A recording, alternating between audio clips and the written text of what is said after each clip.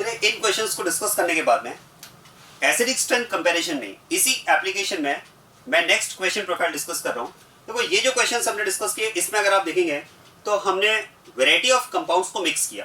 Carboxylic acid हमने लिया, साथ में अल्कोहल भी लिया, एसिड भी सल्फोनिक एसिड लिया, अमोनियम मॉलिक्यूल्स लिए, एल्काइन मॉलिक्यूल्स लिए, नाइट्रो कंपाउंड्स लिए।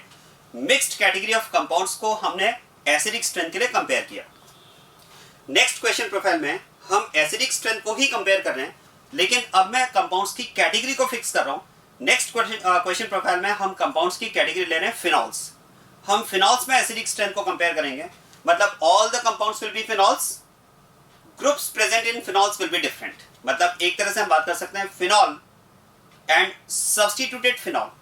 अगर हमें compounds phenol and substituted phenol given है और उनका अगर हमें एसिडिक स्ट्रेंथ कंपैरिजन करना है तो वो कैसे किया जाए, तो इसी एप्लीकेशन में that is comparison of acidic strength, now we are going to discuss a different question profile that is comparison of acidic strength among phenol and substituted phenol. चलिए स्टार्ट करते हैं इसे।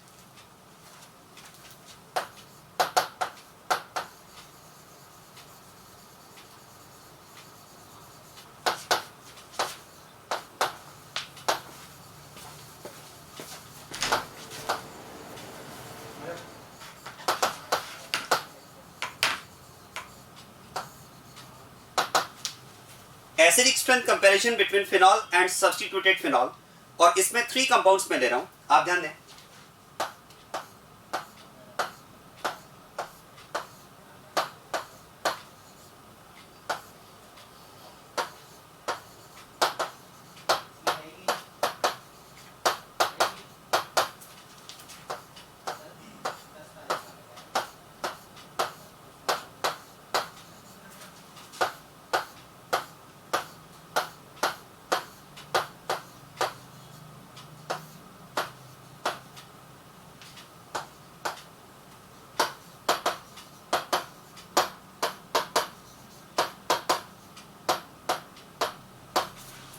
सपोज ये 3 कंपाउंड्स हमें given है। एक तो हमें कंपाउंड दिया है फिनॉल, इसे मैं यहां पर ले रहा हूं एज ए रेफरेंस मॉलिक्यूल, और ये 2 कंपाउंड्स हमें दिए हुए हैं substituted phenol, in which in one case suppose the group present in the ring is electron withdrawing group, and in second case suppose the substituent present in the compound is electron releasing group. और अब इन 3 compounds का अगर हमें acidic strength comparison करना है, देखो comparison का basis वही है, कंसेप्ट में चेंज नहीं है। कंसेप्ट तो वही है, acidic strength is directly proportional to stability of conjugate base.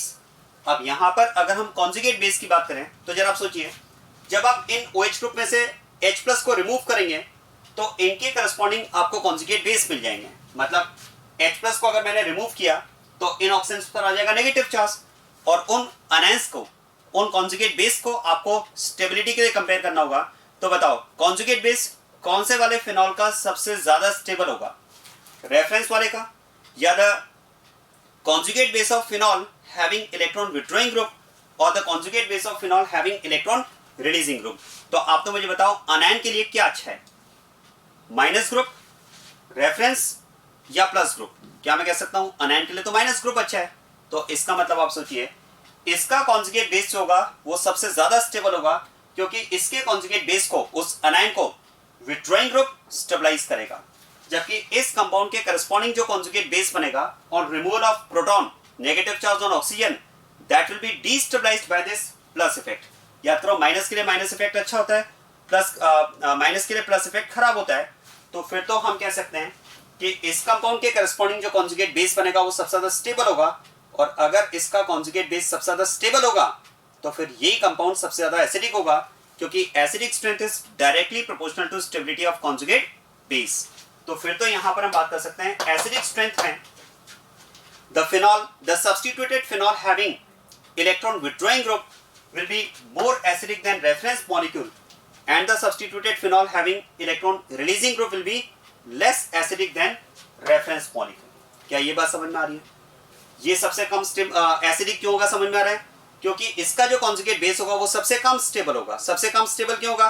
क्योंकि जब आप इसका कॉन्जुगेट बेस बनेंगे तो क्या होगा, अनायन, और अनायन के लिए प्लस इफेक्ट डीस्टेबलाइजिंग होता है। आ रही बात समझ में? इसका मतलब इस ऑर्डर के अकॉर्डिंग हम बात कर सकते हैं acidic strength will be directly proportional to minus M minus I effect.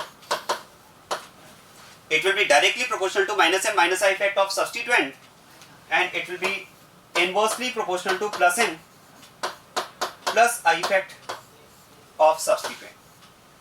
Ultimately एक जनरल बात अगर की जाए तो एक जनरल बात में हम कह सकते हैं कि वो फिनॉल ज्यादा एसिडिक होगा जिसमें विथड्रॉइंग ग्रुप प्रेजेंट होगा रेफरेंस के कंपैरिजन में, और वो फिनॉल लेस एसिडिक होगा जिसमें इलेक्ट्रॉन रिलीजिंग ग्रुप प्रेजेंट होगा रेफरेंस के कंपैरिजन में. क्लियर बात ये. अब इस पर बेस्ड क्वेश्चंस हमें डिस्कस करना है. वो क्वेश्चंस मैं आप डिस्कस कर रहा हूं.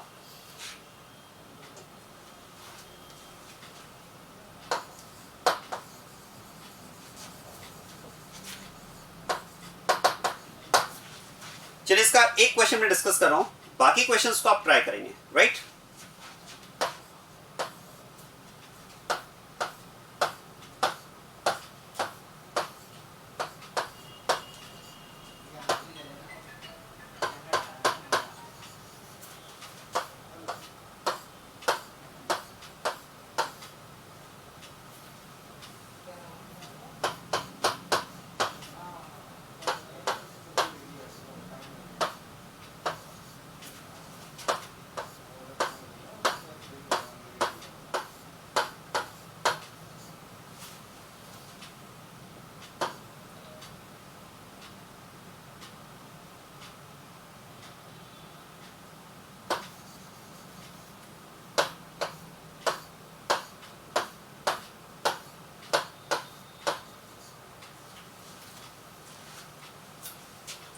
आप ध्यान देना, ये 4 कंपाउंड्स आपको दिए हुए हैं और इनका हमें एसिडिक स्ट्रेंथ कंपैरिजन करना है. देखो, ऑल आर फिनॉल कंपाउंड्स जिनमें ये पॉइंट ऑफ डिफरेंस है. कैसे कंपेयर करें? देखो, क्या हम बात कर सकते हैं? Nitro group is minus M minus I group, chlorine is plus M minus I group, methyl group is electron releasing group, and this molecule can be considered as reference molecule. क्योंकि देखो, जो इसमें है वो तो सब में कॉमनली प्रेजेंट है, इनमें एक्स्ट्रा क्या है? ये ग्रुप एक्स्ट्रा है जिनका इफेक्ट हमने यहाँ पर लिखा है. अब देखो, नाइट्रो ग्रुप की अगर बात की जाए तो इसके 2 इफेक्ट रिंग के लिए ऑपरेट होंगे, minus M and minus I. Dominate कौन करेगा? Minus M. तो यहाँ पर अगर बात की जाए तो dominating effect is minus M. Halogen में आप याद करो, हमने डिस्कस किया, very important, in case of halogens I effect dominates over its M effect. मतलब यहां पर अगर बात की जाए तो इसका डोमिनेटिंग इफेक्ट होगा that will be minus I. It is electron releasing group and it is reference molecule. बस अब कंपैरिजन बहुत आसान है. क्या हम बात कर सकते हैं? जिस फिनॉल में विथड्रॉइंग ग्रुप प्रेजेंट होगा वो ज्यादा एसिडिक होगा रेफरेंस से, और जिसमें रिलीजिंग ग्रुप प्रेजेंट होगा वो रेफरेंस के कंपैरिजन में लेस एसिडिक हो जाएगा. तो फिर तो यहां पर हम बात कर सकते हैं कि थर्ड में रिलीजिंग ग्रुप प्रेजेंट है, so it will be less acidic than reference molecule, and in first and second withdrawing groups are present, so these are more acidic than reference molecule. मतलब ये तो कंफर्म है देखो कि 1 and 2 are more acidic than 4, which is more acidic than third. ऐसा क्यों समझ में आ रहा है? क्योंकि देखो 1 and 2 में माइनस ग्रुप प्रेजेंट है, फोर्थ रेफरेंस है, और थर्ड में प्लस ग्रुप प्रेजेंट है. अब हमें यहाँ पर कंपैरिजन करना है बिटवीन 1 and 2. देखो 1 में भी विथड्रॉइंग ग्रुप है और 2 में भी विथड्रॉइंग ग्रुप है, लेकिन 1 में withdrawing effect is minus M and 2 में withdrawing effect is minus I. Which is stronger withdrawing effect, minus M or minus I? Minus M. So due to its stronger withdrawing nature, it will make this compound more acidic as compared to second. Withdrawing effect जितना strong होगा, compound का acidic nature उतना ही ज़्यादा हो जाएगा.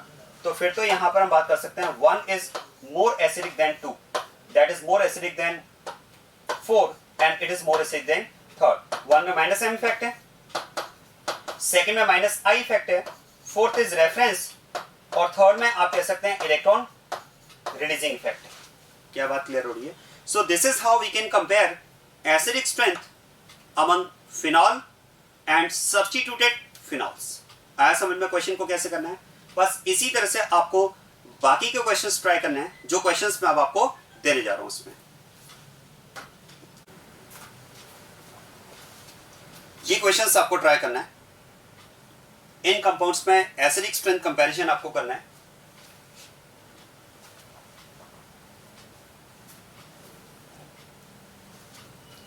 और concept वही है जो हमने डिस्कस किया, comparison of acidic strength among phenol and substituted phenol. और इसके लिए जो कंसेप्ट हमने डिस्कस किया है वो ये कंसेप्ट डिस्कस किया है, the phenol having withdrawing group will be more acidic than reference molecule and the substituted phenol having releasing group will be less acidic than reference molecule phenol. तो ये questions आप try करेंगे, इन questions के answers मैं आगे discuss करूंगा। Next अब start करते हैं इसमें acidic strength comparison between benzoic acid and substituted benzoic acid. कुछ वैसा ही कंपैरिजन है जैसा हमने अभी फिनॉल, इससे पहले फिनॉल एंड सब्स्टिट्यूटेड फिनॉल में एसिडिक स्ट्रेंथ कंपैरिजन डिस्कस किया था। अब आप ध्यान देना, देखो जब भी आप benzoic acid and substituted benzoic acid में एसिडिक स्ट्रेंथ कंपैरिजन करते हैं तो दो फैक्टर्स हमें कंसिडर करने होते हैं।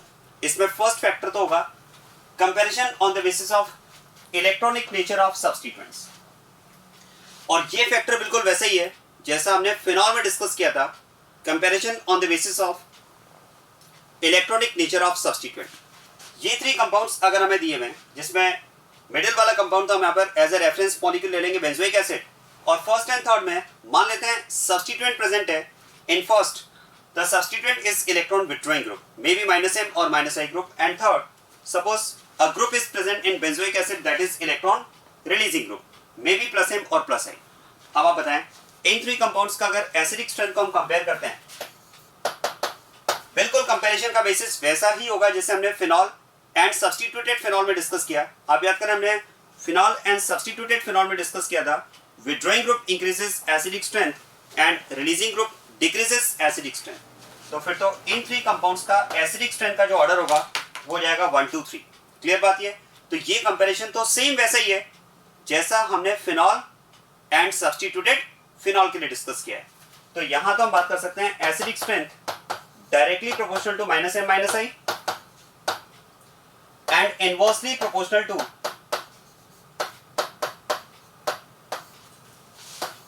+M +I effect. तो ये फैक्टर तो वही है, लेकिन अब आप ध्यान देना, जब आप benzoic acid and substituted benzoic acid में एसिडिक स्ट्रेंथ कंपेयर कर रहे होते हैं तो यहां पर कंपैरिजन में आपको एक और फैक्टर कंसीडर करना होता है, and the second factor which is to be considered is comparison on the basis of ortho effect in SIR। आप ध्यान देना, benzoic acid and substituted benzoic acid में आपको ये फैक्टर भी कंसीडर करना होगा एसिडिक स्ट्रेंथ कंपैरिजन के लिए, ऑर्थो इफेक्ट इन SIR। अब पहले तो मैं आपको ये क्लियर कर दूं कि जब हमने फिनॉल एंड सब्स्टिट्यूटेड फिनॉल में कंपैरिजन किया था तब हमने केवल एक ही फैक्टर लिया था, ग्रुप का नेचर, और हमने कहा था कि अगर विथड्रॉइंग ग्रुप है तो फिनॉल की एसिडिक स्ट्रेंथ इंक्रीज होगी, और अगर उसमें कोई रिलीजिंग ग्रुप प्रेजेंट है तो वो एसिडिक नेचर को डिक्रीज करेगा। तो केवल एक ही फैक्टर हमने लिया था, इलेक्ट्रॉनिक नेचर। यहां पर हम बात कर रहे हैं बेंजोइक एसिड के लिए कि इलेक्ट्रॉनिक नेचर वाला फैक्टर तो हमें लेना ही है जो हमने फिनॉल में भी लिया था, लेकिन यहां पर एक एडिशनल फैक्टर हमें और भी लेना है, comparison on the basis of ortho effect in SIR। तो सबसे पहले तो मैं आपको ये क्लियर कर दूं कि हम ये वाला फैक्टर हमने फिनॉल में क्यों नहीं लिया, इस फैक्टर को हमने फिनॉल में क्यों नहीं अप्लाई किया, उसका रीजन आप समझ ले अच्छे से। मैं आपको क्लियर करता हूं। अच्छा बताओ, फिनॉल में एसिडिक नेचर हम कौन से ग्रुप के रिस्पेक्ट में डिफाइन करते हैं? OH ग्रुप के रिस्पेक्ट में। और बेंजोइक एसिड में एसिडिक नेचर किसके रिस्पेक्ट में डिफाइन होगी? कार्बोक्सिलिक ग्रुप के रिस्पेक्ट में। क्या मेरा पॉइंट समझ में आ रहा है? फिनॉल में proton releasing group is OH, और बेंजोइक एसिड में proton releasing group is carboxylic group. अब जरा ध्यान देना, क्योंकि फिनॉल में एसिडिक नेचर हम डिफाइन करते हैं OH ग्रुप के रिस्पेक्ट में, और OH ग्रुप एक स्मॉल ग्रुप है, और स्मॉल ग्रुप पर आप याद करो ऑर्थो इफेक्ट या SIR अप्लाई नहीं होता है। जबकि बेंजोइक एसिड में एसिडिक नेचर जो हम डिफाइन करेंगे वो कार्बोक्सिलिक ग्रुप के रिस्पेक्ट में डिफाइन करेंगे, and carboxylic group itself is a bulky group. Carboxylic group itself is a bulky group. ऐसे में आप सोचिए, अगर इसके एडजेसेंट में कोई रिपेलिंग ग्रुप प्रेजेंट हो तो उस रिपेलिंग ग्रुप की वजह से क्या होगा? Carboxylic group moves out of plane. उससे कार्बोक्सिलिक ग्रुप क्या होता है? रिंग के प्लेन से आउट मूव करता है, और अगर कार्बोक्सिलिक ग्रुप रिंग के प्लेन से आउट जाता है तो ये इस कंपाउंड के, इस ग्रुप के एसिडिक नेचर को अफेक्ट करने वाला फैक्टर है। अब कार्बोक्सिलिक ग्रुप अगर रिंग के प्लेन से आउट मूव करता है ड्यू टू ऑर्थो इफेक्ट या SIR, उससे कार्बोक्सिलिक ग्रुप के एसिडिक नेचर पर क्या इफेक्ट होगा वो हम डिस्कस करेंगे। लेकिन उससे पहले मैंने आपको ये बताने की कोशिश की है कि हम ऑर्थो इफेक्ट या SIR की application benzoic acid and substituted benzoic acid में तो कंसीडर कर रहे हैं, लेकिन हमने फिनॉल एंड सब्स्टिट्यूटेड फिनॉल में इसे कंसिडर क्यों नहीं किया? तो वहां पर एसिडिक नेचर को डिसाइड करने वाला ग्रुप OH था और OH ग्रुप स्मॉल ग्रुप है और स्मॉल ग्रुप पर ऑर्थो इफेक्ट SIR नहीं होता है, जबकि benzoic acid and substituted benzoic acid में एसिडिक नेचर को डिसाइड करने वाला ग्रुप होगा carboxylic group, and carboxylic group itself is a bulky group. और याद करें बल्की ग्रुप पर ही ऑर्थो इफेक्ट यहाँ SIR होता है। अब ऑर्थो इफेक्ट यहाँ SIR बेंजोइक एसिड के एसिडिक नेचर को कैसे अफेक्ट करता है वो आप समझे। देखो ध्यान देना, देखो इस बात को समझने के लिए पहले मैं यहाँ पर एक कंपाउंड ले रहा हूँ फॉर्मिक एसिड। जरा ध्यान दें, देखो कार्बोक्सिलिक ग्रुप की अगर बात की जाए तो carboxylic group is called an acidic group. जो कार्बोक्सिलिक ग्रुप है उसे एक एसिडिक ग्रुप कहा जाता है। अब एक बात सोचिए, हम कार्बोक्सिलिक ग्रुप को एसिडिक ग्रुप अगर कह रहे हैं तो डेफिनेटली इसमें कंसिडरेबल एसिडिक कैरेक्टर होना चाहिए, इसीलिए हमने इसको एसिडिक ग्रुप कहा होगा। मेरा पॉइंट समझना, अगर हम कार्बोक्सिलिक ग्रुप को एसिडिक ग्रुप बोल रहे हैं तो डेफिनेटली उसका रीजन यही है कि carboxylic group has considerable acidic character. Otherwise आप सोचिए, अगर मैं प्रोटॉन रिलीजिंग ग्रुप की बात करूं कि अगर carboxylic group proton releasing group है तो प्रोटॉन रिलीजिंग ग्रुप तो OH ग्रुप भी है, लेकिन OH ग्रुप को हम एसिडिक ग्रुप तो नहीं बोलते हैं, वो इसका नेम तो एसिडिक ग्रुप नहीं है ना, हम तो उसको हाइड्रोक्सिल ग्रुप बोलते हैं। जबकि कार्बोक्सिलिक ग्रुप की अगर बात की जाए तो हम तो बोलते ही इसको कार्बोक्सिलिक एसिड है। क्या मेरा पॉइंट समझ में आ रहा है? तो पॉइंट ये है कि डेफिनेटली कार्बोक्सिलिक ग्रुप में कंसिडरेबल एसिडिक कैरेक्टर होना चाहिए, यही रीजन है कि हमने उसको एसिडिक ग्रुप कहा है। उसके नेम में ही हम एसिड वर्ड यूज करते हैं, जबकि OH ग्रुप में हम एसिड वर्ड यूज नहीं करते हैं उसके नॉमेनक्लेचर में। तो अब जरा ध्यान देना, क्वेश्चन है कार्बोक्सिलिक ग्रुप में कंसिडरेबल एसिडिक कैरेक्टर है, हम इस बात को कैसे जस्टिफाई कर सकते हैं? हमें इस बात को जस्टिफाई करना है, we have to justify that carboxylic group has considerable acidic character. मेरा पॉइंट है कि इस कार्बोक्सिलिक ग्रुप में कंसिडरेबल एसिडिक कैरेक्टर हैं, हम इस बात को जस्टिफाई कैसे करें उसे समझते हैं। देखो, क्या इसका रीजन हम ये देंगे कि H is bonded with oxygen and oxygen is highly electronegative atom, और क्योंकि ऑक्सीजन हाईली इलेक्ट्रोनेगेटिव एटम है so its high electronegativity, due to its high electronegativity electrons of oxygen hydrogen bond, ध्यान देना, electrons of oxygen hydrogen bond will be shifted towards oxygen and it will make this hydrogen atom electron deficient। क्या carboxylic group में considerable acidic character है? क्या इसका reason हम ये दे सकते हैं कि हाइड्रोजन ऑक्सीजन से बॉन्डेड है और ऑक्सीजन की एन हाई है तो ये इलेक्ट्रॉन्स को विड्रॉ करेगा, इलेक्ट्रॉन्स को अगर विड्रॉ करेगा तो यहाँ से हाइड्रोजन H+ के फॉर्म में रिलीज हो जाएगा। क्या ये रीजन देना सफिशिएंट होगा इस ग्रुप में कंसिडरेबल एसिडिक कैरेक्टर होने के लिए? आंसर है नो। क्योंकि आप सोचिए, अगर हम ऑक्सीजन के EN के बेसिस पर इसमें कंसिडरेबल एसिडिक कैरेक्टर की बात कर रहे हैं तो OH में भी तो हाइड्रोजन ऑक्सीजन से ही बॉन्डेड है ना। अगर मैं OH ग्रुप की बात करूं तो OH ग्रुप में भी तो हाइड्रोजन ऑक्सीजन से बॉन्डेड है, तो फिर तो यहां भी वही पॉइंट आना चाहिए कि इसकी EN हाई है, EN हाई है तो इलेक्ट्रॉन विड्रॉ करेगा, इलेक्ट्रॉन विड्रॉ करेगा तो यहां से हाइड्रोजन H+ के फॉर्म में रिलीज हो जाएगा, तो फिर तो इसमें भी कंसिडरेबल एसिडिक कैरेक्टर होना चाहिए। तो देखो, अगर ऑक्सीजन का इलेक्ट्रोनेगेटिव होना ही इसका कंसिडरेबल एसिडिक कैरेक्टर होने का रीजन है तो फिर तो कार्बोक्सिलिक ग्रुप क्या, फिर तो अल्कोहलिक ग्रुप में भी कंसिडरेबल एसिडिक कैरेक्टर होना चाहिए। भाई फिर तो अल्कोहलिक ग्रुप में भी कंसिडरेबल एसिडिक कैरेक्टर होना चाहिए, क्योंकि अल्कोहलिक ग्रुप में भी तो हाइड्रोजन ऑक्सीजन से ही बॉन्डेड है ना, लेकिन वो कंसिडरेबल एसिडिक कैरेक्टर तो नहीं रखता है। तो क्वेश्चन है, इसका मतलब ठीक है, ये एक आप कह सकते हैं एक सेकेंडरी रीजन हो सकता है, लेकिन डेफिनेटली इसमें और कोई प्राइमरी रीजन भी होना चाहिए जो इस ग्रुप को कंसिडरेबली एसिडिक बना रहा है, और वो रीजन मैं आपको बताता हूं, it is due to resonance. आप ध्यान देना, resonance in carboxylic group makes it considerably acidic. Carboxylic group में होने वाला जो रेजोनेंस है वो इसके एसिडिक नेचर को कंसिडरेबली इंक्रीज कर देता है। कैसे, जरा आप ध्यान देना, देखो, its lone pair is in conjugation with pi bond. अगर मैं कार्बोक्सिलिक ग्रुप में रेजोनेंस की बात करूं तो lone pair on this oxygen is in conjugation with pi bond, और उसके बेसिस पर अगर आप इसका रेजोनेटिंग स्ट्रक्चर ड्रॉ करें, ध्यान देना, रेजोनेटिंग स्ट्रक्चर अगर आप इसका ड्रॉ करें तो lone pair will convert into pi bond and pi bond will convert into lone pair, और इसके अकॉर्डिंग अगर आप इसका रेजोनेटिंग स्ट्रक्चर बनाएं तो इसका रेजोनेटिंग स्ट्रक्चर हमें ये मिलता है।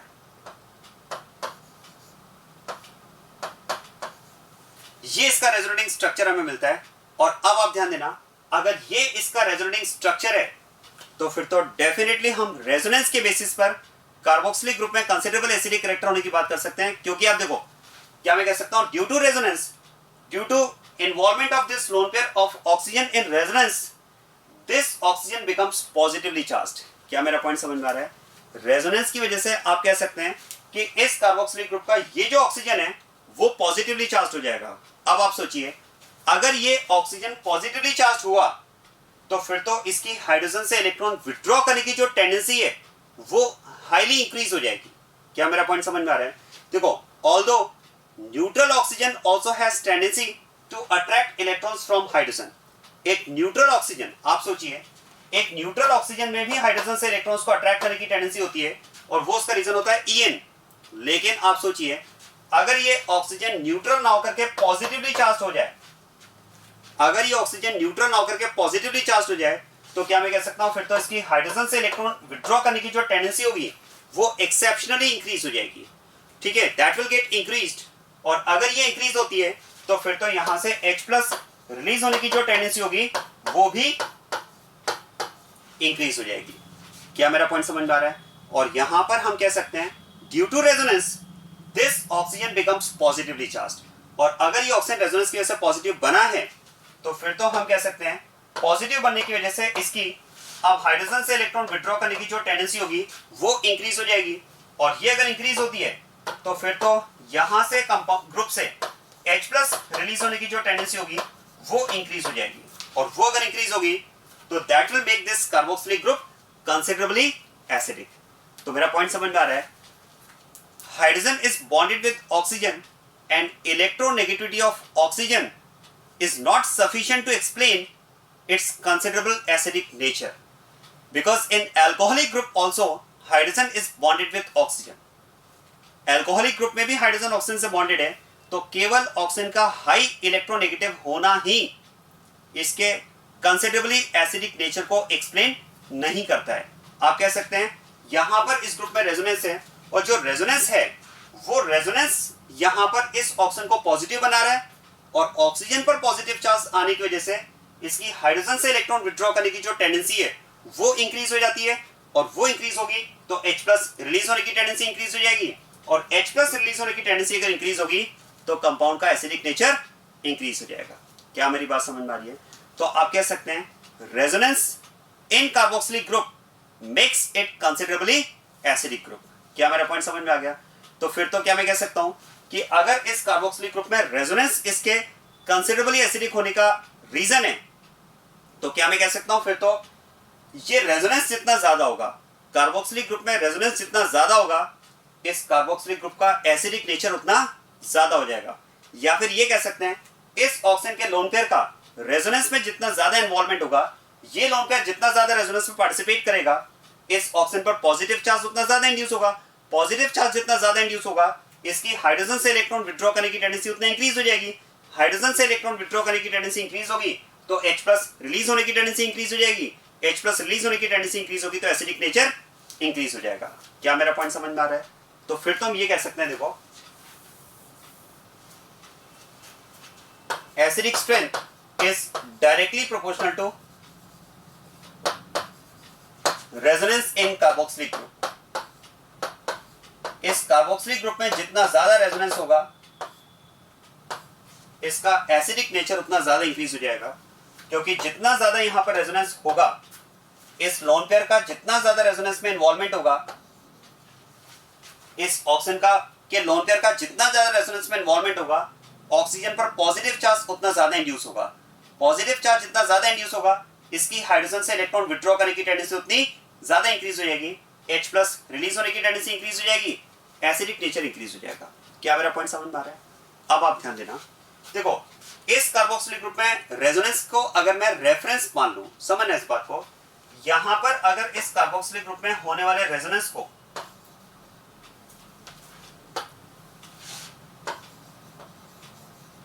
रेफरेंस मान लिया जाए, मैं इसको रेफरेंस क्यों मान रहा हूं उसका रीजन आप समझना, क्योंकि whatever resonance is expected in a carboxylic group, समझना इस बात को, whatever resonance is expected in a carboxylic group, it is observed in this compound।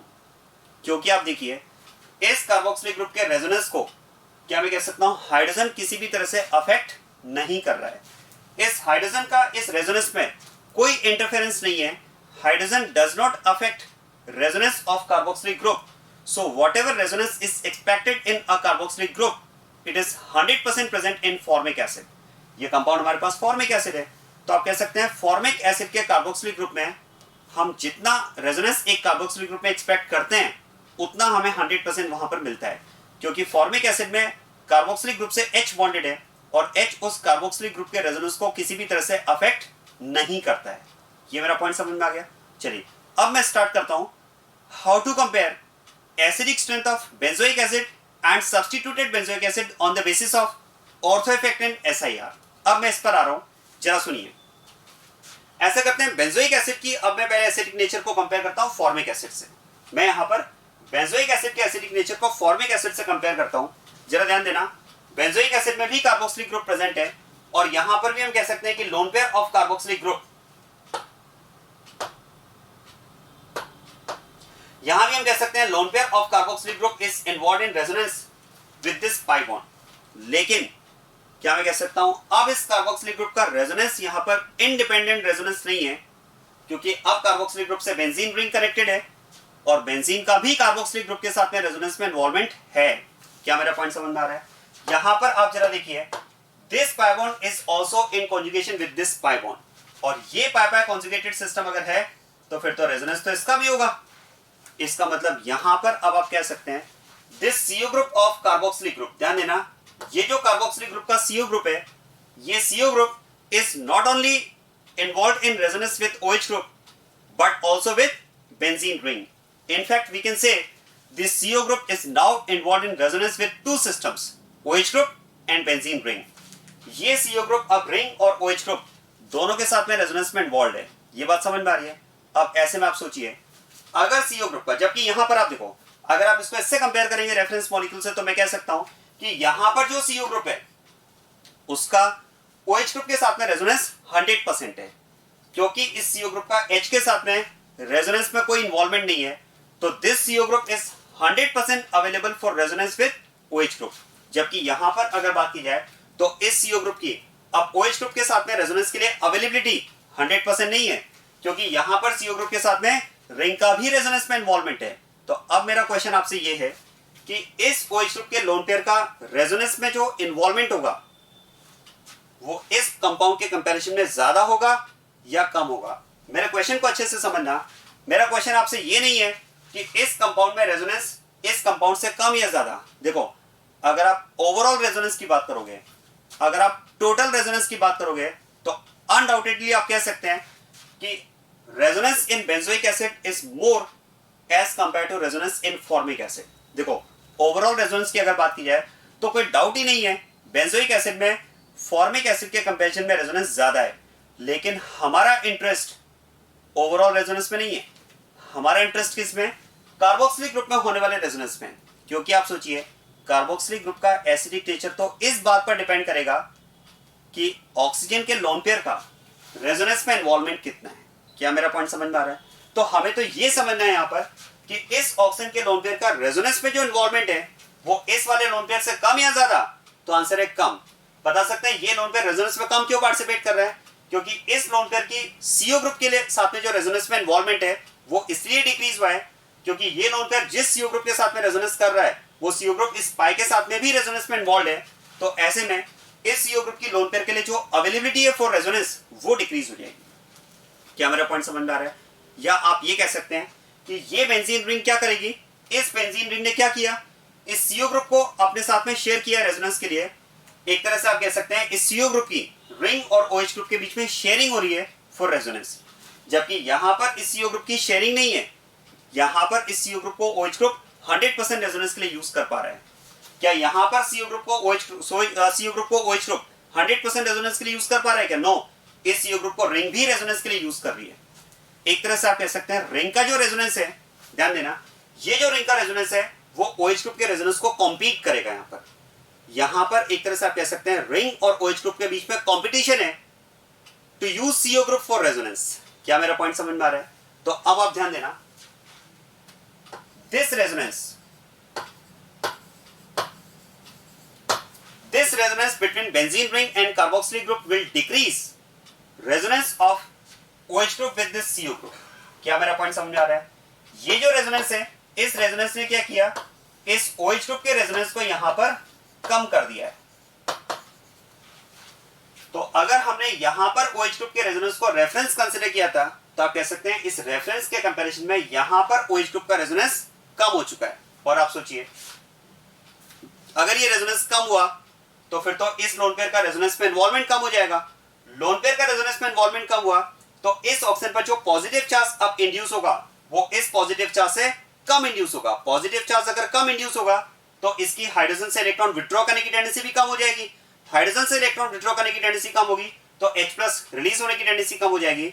मतलब आप कह सकते हैं benzoic acid is less acidic than formic acid. क्या मेरा पॉइंट समझ में आया? ये कंपैरिजन भी काफी इंपॉर्टेंट है. That formic acid is more acidic than benzoic acid, और we can say benzoic acid is less acidic than formic acid. बता सकते हैं बेंजोइक एसिड फॉर्मिक एसिड से लेस एसिडिक क्यों है? क्योंकि बेंजोइक एसिड के कार्बोक्सिलिक ग्रुप में जो रेजोनेंस है, ध्यान देना, बेंजोइक एसिड के कार्बोक्सिलिक ग्रुप में जो रेजोनेंस है वो फॉर्मिक एसिड के कार्बोक्सिलिक ग्रुप के रेजोनेंस से कम है. यहां पर रेजोनेंस कम क्यों है?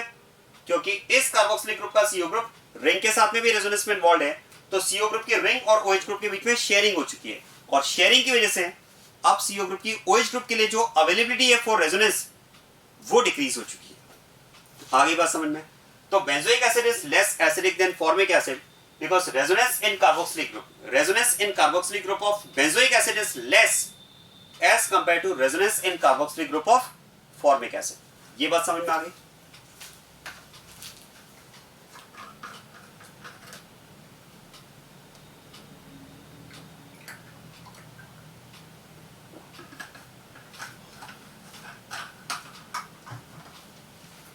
चलिए अब मैं यहां पर एप्लीकेशन लेता हूं ऑर्थो इफेक्ट की, और इसके लिए अब मैंने यहां पर कंपाउंड लिया है substituted benzoic acid in which substituent is present on ortho position. और अब आप ध्यान देना, ऐसा करते हैं, यहां पर मान लेते हैं कि इन दोनों ग्रुप्स के बीच में रिपल्शन है,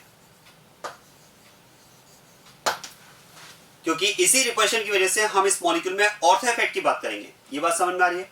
अब जरा ध्यान देना, देखो इस केस में अगर हम बात करें तो यहां पर अब मॉलिक्यूल में ऑर्थो इफेक्ट है, तो ऐसे में आप बता सकते हैं इस केस में जो रेजोनेंस होगा, यहां पर अब रिंग का कार्बोक्सिलिक ग्रुप के साथ में जो रेजोनेंस होगा, अगर मैं इस रेजोनेंस को इस रिंग के कार्बोक्सिलिक ग्रुप के साथ में होने वाले रेजोनेंस के साथ में कंपेयर करता हूं, तो बता सकते हैं यहां पर रेजोनेंस इस रिंग का कार्बोक्सिलिक ग्रुप के साथ में होने वाले रेजोनेंस के कंपैरिजन में मोर और लेस, यहां पर ज्यादा होगा या कम होगा? आंसर है यहां पर कम हो जाएगा. सुनिएगा बात को, यहां पर अब मैं कह सकता हूं रेजोनेंस इज लेस. क्यों हुआ ये लेस? समझ में आ रहा है? क्योंकि ऑर्थो इफेक्ट से हम बात करेंगे कि जो कार्बोक्सिलिक ग्रुप है वो रिंग के प्लेन से कुछ आउट चला जाएगा, और कार्बोक्सिलिक ग्रुप अगर रिंग के प्लेन से कुछ आउट जाता है तो क्या मैं कह सकता हूं फिर तो इस रिंग का कार्बोक्सिलिक ग्रुप के साथ में रेजोनेंस कम हो जाएगा.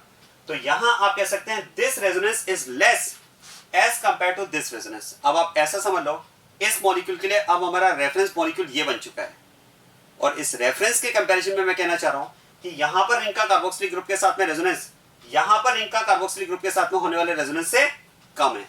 ये बात समझ में आ रही है? और अब आप ध्यान देना, अगर रिंग का कार्बोक्सिलिक ग्रुप के साथ में रेजोनेंस कम हुआ तो क्या मैं कह सकता हूं फिर तो इस OH ग्रुप का CO ग्रुप के साथ में रेजोनेंस जो होगा वो अब बढ़ जाएगा. यहां पर अब जो रेजोनेंस होगा वो इंक्रीज हो जाएगा. क्या मेरा पॉइंट समझ में आ रहा है? ये समझ में आ रहा है? देखो इस लोन पेयर का रेजोनेंस में जो इन्वॉल्वमेंट था उसके कंपैरिजन में अब यहां पर लोन पेयर का रेजोनेंस में इन्वॉल्वमेंट बढ़ जाएगा. क्यों बढ़ेगा? समझ में आ रहा है? क्योंकि अब आप कह सकते हैं कि इस लोन पेयर के लिए CO ग्रुप के साथ में रेजोनेंस की जो अवेलेबिलिटी है वो बढ़ चुकी है. इस CO ग्रुप की रेजोनेंस के लिए अवेलेबिलिटी इंक्रीज हो चुकी है. क्यों? क्योंकि अब CO ग्रुप का रिंग के साथ में रेजोनेंस कम हो चुका है. कम क्यों हो चुका है? It is due to ortho effect. क्या मेरा पॉइंट समझ में आ रहा है? देखो ऑर्थो इफेक्ट का तो ये कांसेप्ट है. यहां पर मैं कहना चाह रहा हूं कि due to ortho effect resonance between ring and carboxylic group gets decreased. ये बात समझ में आ रही है? यहां पर रिंग और कार्बोक्सिलिक ग्रुप के बीच में जो रेजोनेंस था उसके कंपैरिजन में ऑर्थो इफेक्ट की वजह से ये रेजोनेंस कम हुआ. और आप सोचिए, रिंग का अगर कार्बोक्सिलिक ग्रुप के साथ में रेजोनेंस कम हुआ, अगर ये रिंग इस CO ग्रुप को रेजोनेंस के लिए कम यूज करेगी तो CO ग्रुप की इस OH ग्रुप के साथ में होने वाले रेजोनेंस के लिए जो अवेलेबिलिटी है वो बढ़ जाएगी। क्या बात समझ में आ रही है? तो यहां पर आप कह सकते हैं लोन पेयर का अब CO ग्रुप के साथ में रेजोनेंस इसके कंपैरिजन में ज्यादा होगा। क्यों ज्यादा होगा समझ में आ रहा है? इस लोन पेयर का CO ग्रुप के साथ में रेजोनेंस इसके कंपैरिजन में ज्यादा क्यों होगा? क्योंकि CO ग्रुप का रिंग के साथ में रेजोनेंस कम है। रिंग के साथ में रेजोनेंस कम क्यों है? Ortho effect. और आप सोचिए अगर इस लोन पेयर का रेजोनेंस में इन्वॉल्वमेंट इंक्रीज हुआ तो कार्बोक्सिलिक ग्रुप में जितना ज्यादा रेजोनेंस होगा कंपाउंड की एसिडिक स्ट्रेंथ उतनी ज्यादा होगी। मतलब आप कह सकते हैं due to ortho effect this compound is more acidic than benzoic acid. क्या मेरा पॉइंट समझ में आ रहा है? Due to ortho effect this compound is more acidic than benzoic acid. ये पॉइंट समझ में आ रहा है? सुनिएगा इस बात को अच्छे से।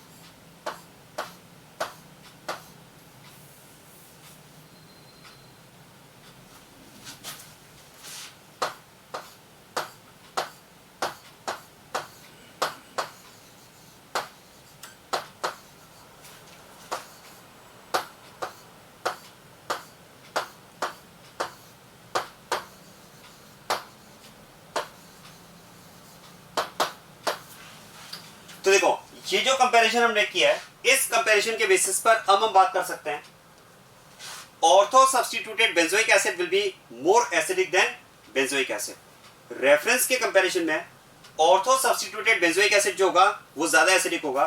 और क्यों ज्यादा एसिडिक होगा समझ में आ रहा है? ये ऑर्थो सब्स्टिट्यूटेड बेंजोइक एसिड के कंपैरिजन में ज्यादा एसिडिक क्यों होगा? It is due to ortho effect. This compound is more acidic than this reference molecule and it can be explained on the basis of ortho effect।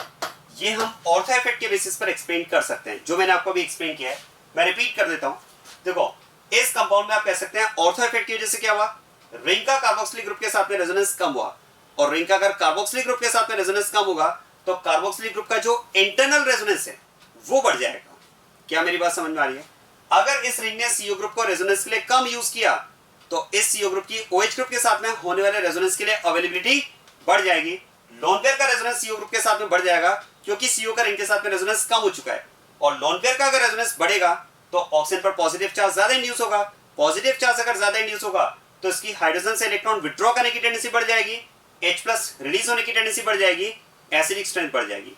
So this is the reason why due to ortho effect ortho substituted benzoic acid is more acidic than benzoic acid. अच्छा एक बात बताओ, अगर यहां पर इस compound का acidic nature formic acid से कंपेयर किया जाए तो कौन ज्यादा एसिडिक होगा? अगर मैं इस थर्ड कंपाउंड का acidic strength comparison first compound से करता हूं तो कौन ज्यादा एसिडिक होगा? बता सकते हैं आप इसमें? आप ध्यान देना, in this case formic acid is still more acidic than this ortho substituted benzoic acid. क्यों समझ में आ रहा है? क्योंकि क्या मैं कह सकता हूं अभी भी इस लोन पेयर का CO ग्रुप के साथ में रेजोनेंस 100% तो नहीं है। इस लोन पेयर का CO ग्रुप के साथ में रेजोनेंस 100% तो नहीं है क्योंकि इस CO ग्रुप को रिंग रेजोनेंस के लिए यूज तो कर रही है ना भाई, यूज कम हुआ है लेकिन यूज तो हो रहा है। जबकि आप देखो यहां पर इस लोन पेयर का CO ग्रुप के साथ में रेजोनेंस 100% है। क्यों? क्योंकि इस CO ग्रुप का कहीं और रेजोनेंस में इन्वॉल्वमेंट नहीं है। तो फिर तो हम कह सकते हैं कि यहां पर रेजोनेंस इस लोन पेयर का CO ग्रुप के साथ में 100% रेजोनेंस है। समझ इस बात को? यहां पर इस लोन पेयर का CO ग्रुप के साथ में जो रेजोनेंस है वो मैं कह सकता हूं 100% रेजोनेंस है। जबकि इस लोन पेयर का CO ग्रुप के साथ में यहां पर जो रेजोनेंस है वो 100% नहीं है, आप कह सकते हैं ये 100% से लेस है।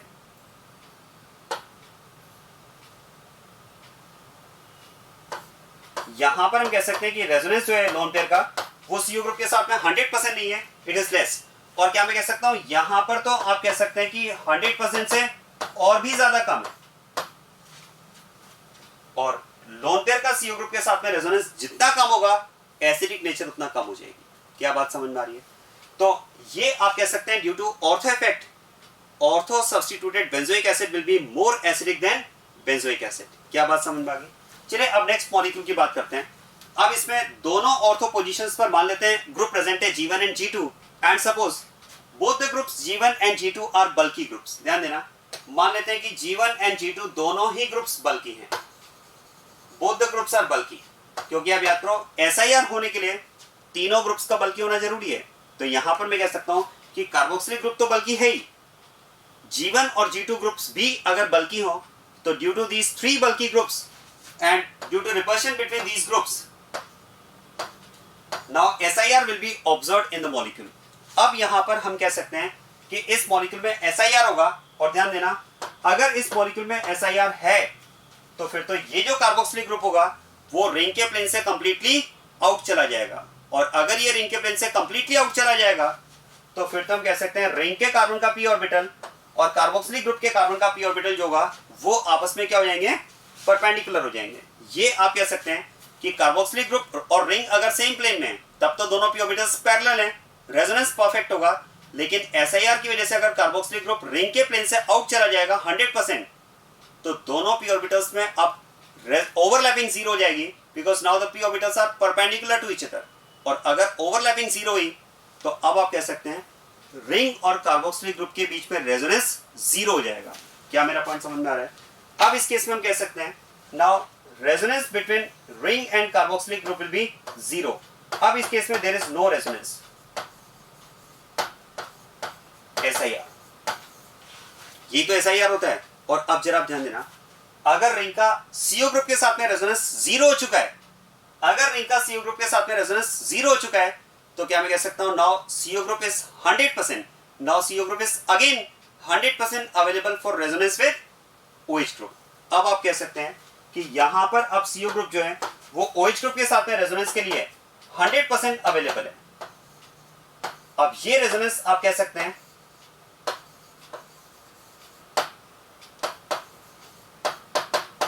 फिर से 100% हो जाएगा, बिल्कुल उसी तरह से जैसे फॉर्मिक एसिड में हमने कार्बोक्सिलिक ग्रुप में 100% रेजोनेंस की बात की थी। क्या बात समझ में आ रही है? इस लोन पेयर का CO ग्रुप के साथ में रेजोनेंस हम 100% क्यों मान रहे हैं? क्योंकि इस CO ग्रुप का H के साथ में कोई रेजोनेंस में पार्टिसिपेशन नहीं है। बिल्कुल वैसे मैं कह सकता हूं यहां भी लोन पेयर का CO ग्रुप के साथ में रेजोनेंस 100% होगा। क्यों? क्योंकि इस CO ग्रुप का रेजोनेंस के साथ में CO ग्रुप का रिंग के साथ में जो रेजोनेंस है वो जीरो हो चुका है। जीरो क्यों हो चुका है? SIR की वजह से। तो ऐसे में आप सोचिए फिर तो हम कह सकते हैं कि यहां पर जो रेजोनेंस है वो इस वाले कार्बोक्सिलिक ग्रुप से भी ज्यादा है, और कार्बोक्सिलिक ग्रुप में रेजोनेंस जितना ज्यादा होगा एसिडिक स्ट्रेंथ उतनी ज्यादा होगी।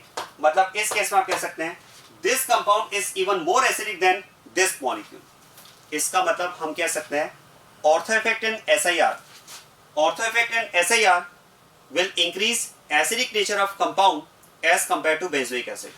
ध्यान देना, यहां पर हम बात कर सकते हैं कि बेंजोइक एसिड के कंपैरिजन में वो सब्स्टिट्यूटेड बेंजोइक एसिड ज्यादा एसिडिक होंगे जिनमें ऑर्थो इफेक्ट या SIR ऑपरेट हो रहा है। क्या पॉइंट समझ में आ गए? तो इसका मतलब अब ये जो कंपाउंड होगा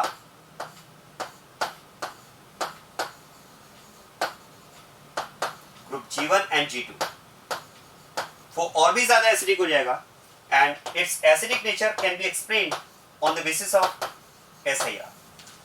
क्या बात समझ में आ गई?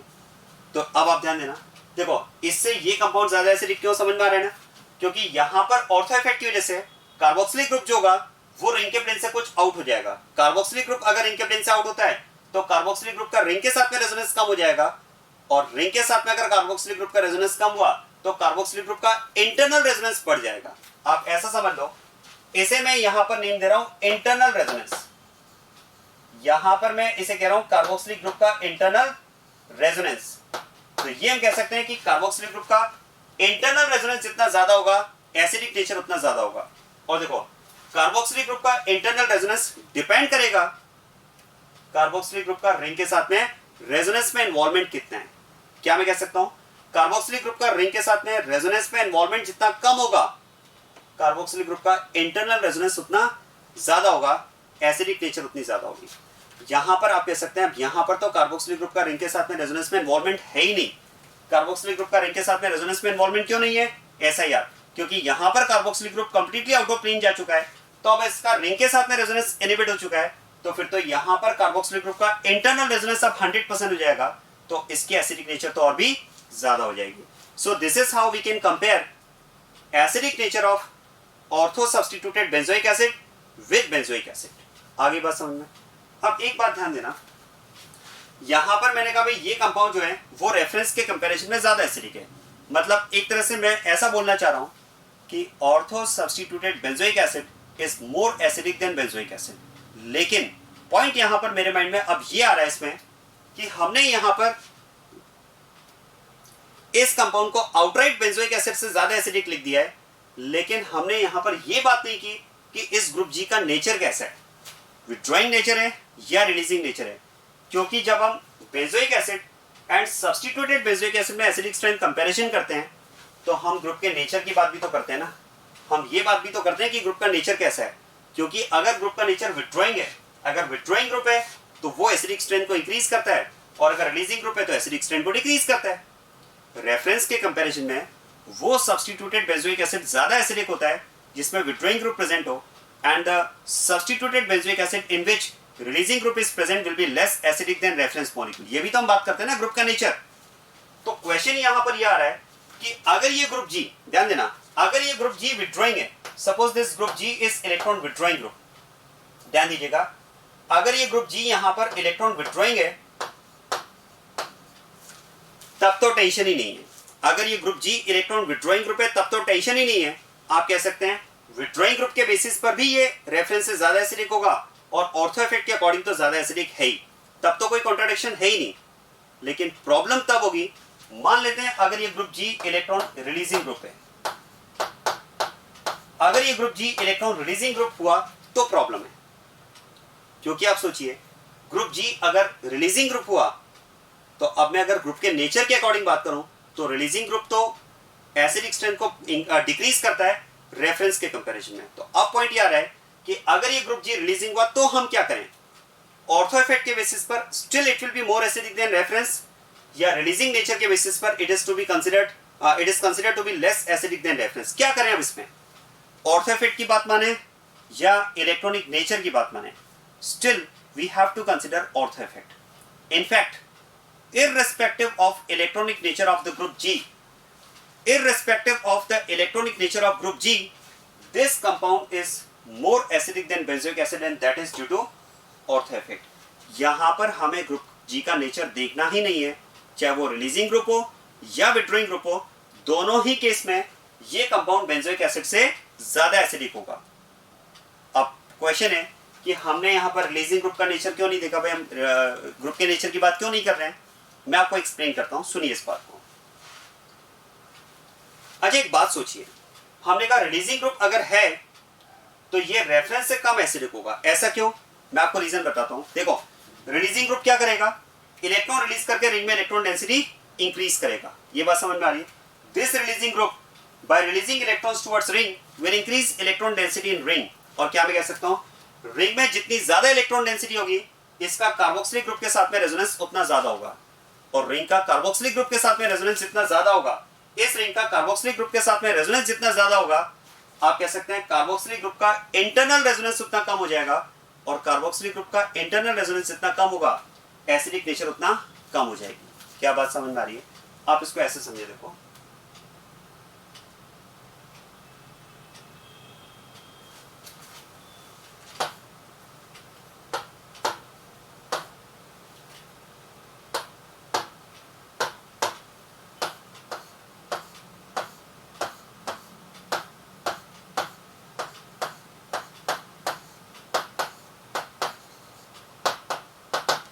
ध्यान देना. देखो यहां पर हम बात कर रहे हैं कि कार्बोक्सिलिक ग्रुप का इंटरनल रेजोनेंस है. This lone pair is in conjugation with pi bond, that is internal resonance of carboxylic group. Carboxylic group का अपने आप में रेजोनेंस. दूसरा हमने कहा कि कार्बोक्सिलिक ग्रुप का रिंग के साथ में भी रेजोनेंस है, और यही हम डिस्कस कर रहे हैं कि इस रेजोनेंस की अगर बात की जाए तो इस रेजोनेंस में इलेक्ट्रॉन शिफ्टिंग की डायरेक्शन क्या होगी. देखो तो यहां पर हम कह सकते हैं शिफ्टिंग की जो डायरेक्शन होगी that will be towards oxygen. ये रिंग का कार्बोक्सिलिक ग्रुप के साथ में रेजोनेंस के लिए इलेक्ट्रॉन शिफ्टिंग की डायरेक्शन है टुवर्ड्स ऑक्सीजन मोर. ये अब आप ध्यान देना, मतलब आप ये कह सकते हैं कि रिंग अगर कार्बोक्सिलिक ग्रुप के साथ में रेजोनेंस में इन्वॉल्व है तो रिंग को अपने इलेक्ट्रॉन डोनेट करने होंगे कार्बोक्सिलिक ग्रुप के लिए. एक तरह से आप कह सकते हैं ring is donating its pi electrons for resonance with carboxylic group, because carboxylic group is withdrawing electrons from ring. तो आप कह सकते हैं कार्बोक्सिलिक ग्रुप रिंग से इलेक्ट्रॉन विड्रॉ कर रहा है, या फिर आप कह सकते हैं ring is donating its electrons to carboxylic group. ये बात समझ में आ गई। अब ऐसे में आप सोचिए, अगर यहां पर कोई इस कंपाउंड में अगर कोई मैं रिलीजिंग ग्रुप की प्रेजेंस की बात करता हूं, अब यहां पर आप ध्यान देना, मैं यहां पर अब इस कार्बोक्सिलिक ग्रुप में इस कंपाउंड में किसी इलेक्ट्रॉन रिलीजिंग ग्रुप की बात कर रहा हूं। तो अब मेरा क्वेश्चन ये कि अगर इसमें कोई रिलीजिंग ग्रुप प्रेजेंट हुआ तो रिंग का कार्बोक्सिलिक ग्रुप के साथ में जो रेजोनेंस है वो बढ़ेगा या कम होगा? एक बात सोचिए, रिंग अगर कार्बोक्सिलिक ग्रुप के साथ में रेजोनेंस में इन्वॉल्व है तो क्या मैं कह सकता हूं ring is donating electrons to carboxylic group. ऐसे में आप सोचिए, अगर कोई रिलीजिंग ग्रुप प्रेजेंट है तो एक तरह से आप कह सकते हैं कि ये रिलीजिंग ग्रुप तो क्या करेगा, एक तरह से आप कह सकते हैं ये रिलीजिंग ग्रुप इस रिंग को मोटिवेट करेगा for resonance with carboxylic group. मैं अगर सिंपल वर्ड्स में बात करूं तो ये रिलीजिंग ग्रुप इस रिंग को क्या कहेगा कि तू कार्बोक्सिलिक ग्रुप के साथ में रेजोनेंस कर। एक तरह से ये रिलीजिंग ग्रुप रिंग को मोटिवेट करेगा कार्बोक्सिलिक ग्रुप के साथ रेजोनेंस करने के लिए। आप इसको ऐसे समझिए, ये ग्रुप इस रिंग को क्या कहेगा कि आप तो कार्बोक्सिलिक ग्रुप के साथ रेजोनेंस करो।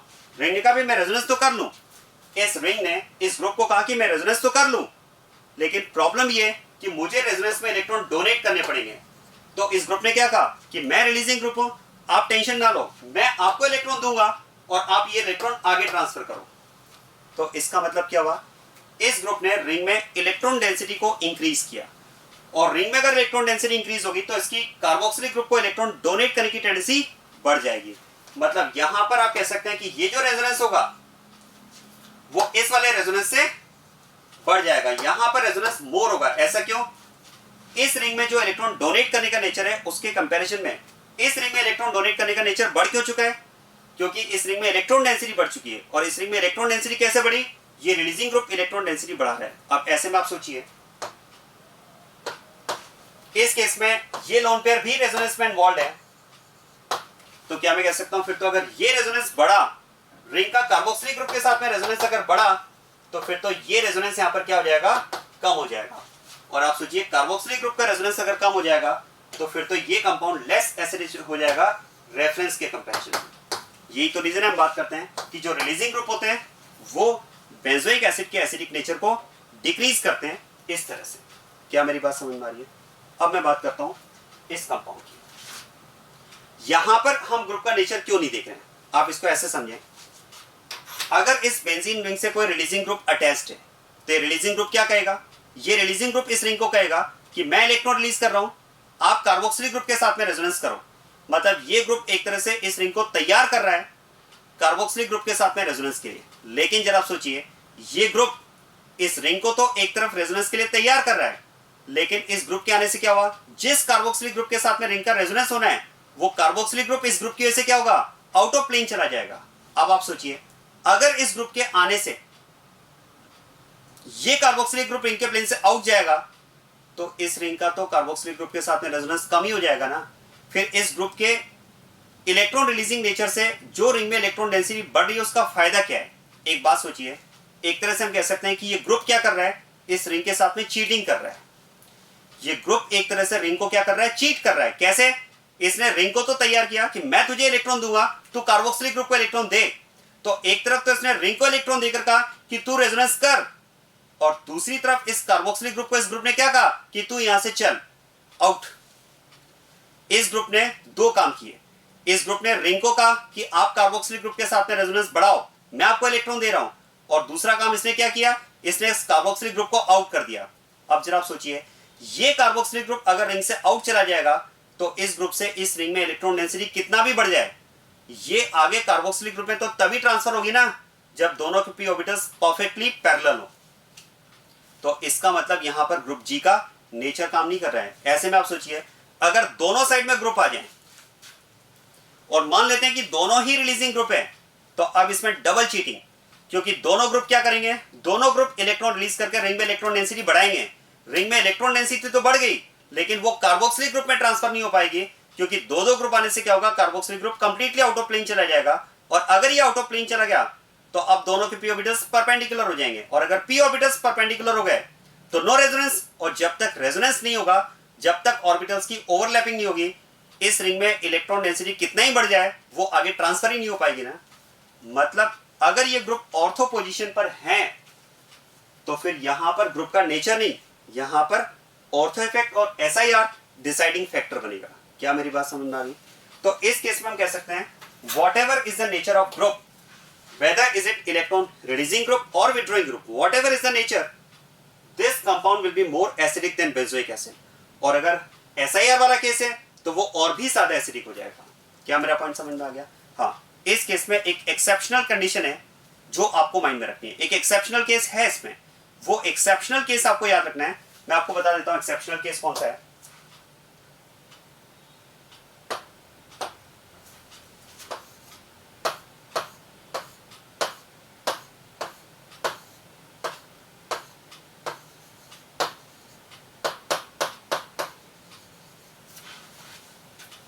ऑर्थो एमिनो बेंजोइक एसिड, ये एक एक्सेप्शनल केस है। It is an exception. देखो मैंने आपसे कहा कि अगर ग्रुप जी ऑर्थो पोजीशन पर है तो due to ortho effect this compound is always more acidic than benzoic acid except one case.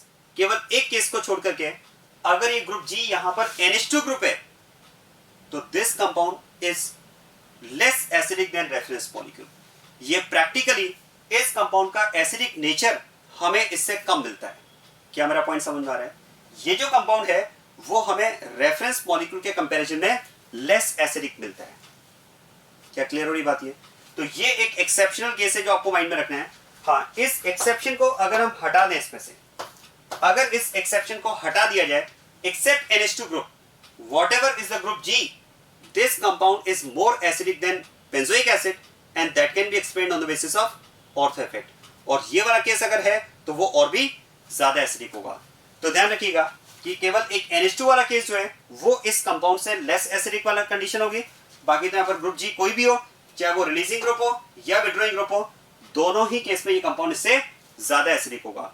मतलब ऑर्थो इफेक्ट और SIR वाली कंडीशन में इलेक्ट्रॉनिक नेचर की बात नहीं होगी।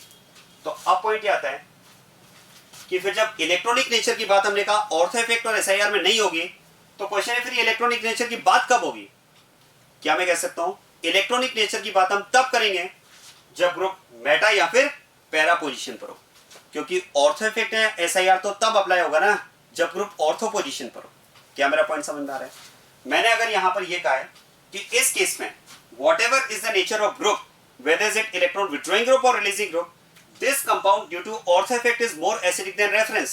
तो क्वेश्चन है फिर हम इलेक्ट्रॉनिक नेचर की बात कब करेंगे? बात तब करेंगे जब ऑर्थो इफेक्ट और SIR ना हो। और ऐसा कब होगा? जब ग्रुप या तो मेटा पोजीशन पर हो या फिर पैरा पोजीशन पर हो। इसका मतलब ये हुआ देखो कि ये जो फैक्टर हमें अप्लाई करना है इलेक्ट्रॉनिक नेचर ऑफ ग्रुप, क्या मैं कह सकता हूं it is applicable for Meta and para positions.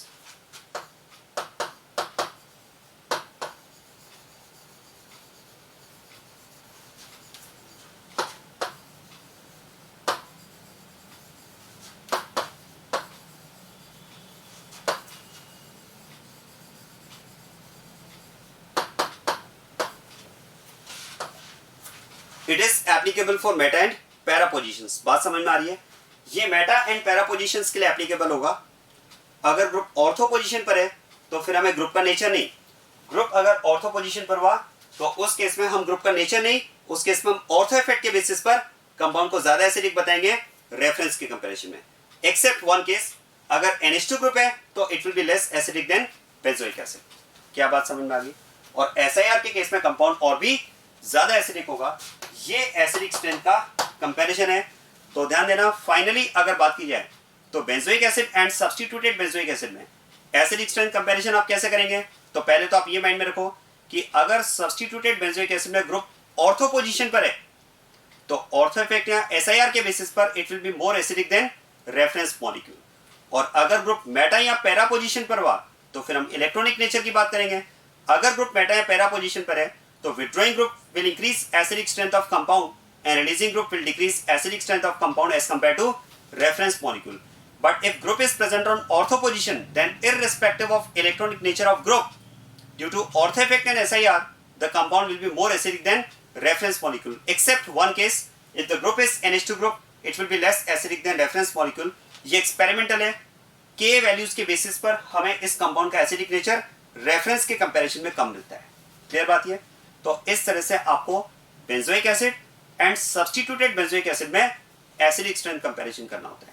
अब मैं इसके कुछ क्वेश्चंस आपको दे रहा हूं, इसके क्वेश्चंस आपको ट्राई करने हैं जिनके आंसर्स हम आगे डिस्कस करेंगे।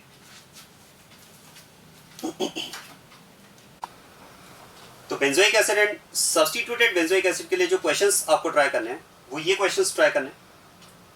इनमें आपको कंपाउंड्स का एसिडिक स्ट्रेंथ का ऑर्डर फाइंड करना है।